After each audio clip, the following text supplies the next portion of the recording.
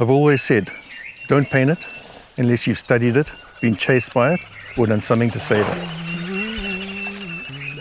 Because I see myself as a recorder of nature now. I think that's my God-given job, is to record nature while it's still here, because unfortunately we're losing it at such an incredible rate. When I talk to collectors, I like them to take back a little bit of Africa, a little bit of knowledge, and a little bit of conservation, and hopefully a great painting that they can hang on their wall.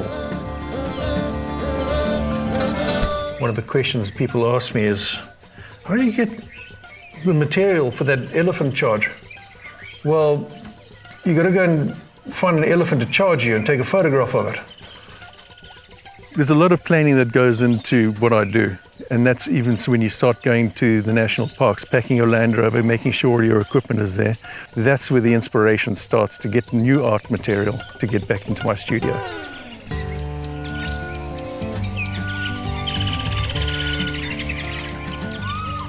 Shishlui Mfolozi is the oldest park in Zululand, historically where the Zulu chiefs used to hunt.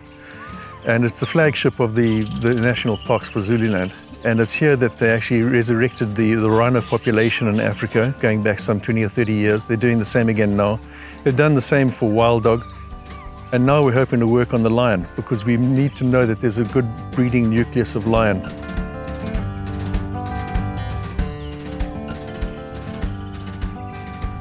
The eyes on any animal, you're looking into the soul of that animal. The animal has to be alive, it's alert, it's looking for danger.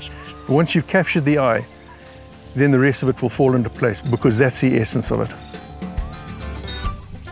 If you have a look at all these animals, they're very subtle hues of the same color, but you have to build in the muscle texture, you have to build in their camouflage.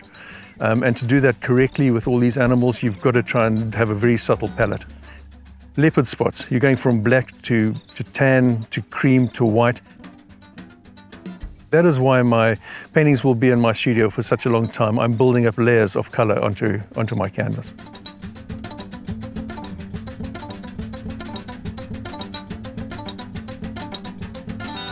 I think what sets me apart from other artists who paint African wildlife is the fact that I've witnessed it myself. I can tell you straight away whether that animal's been photographed in a zoo or in the wild. My work is knowing my subjects and portraying my subjects as they are. I've got to capture the wild in the animal.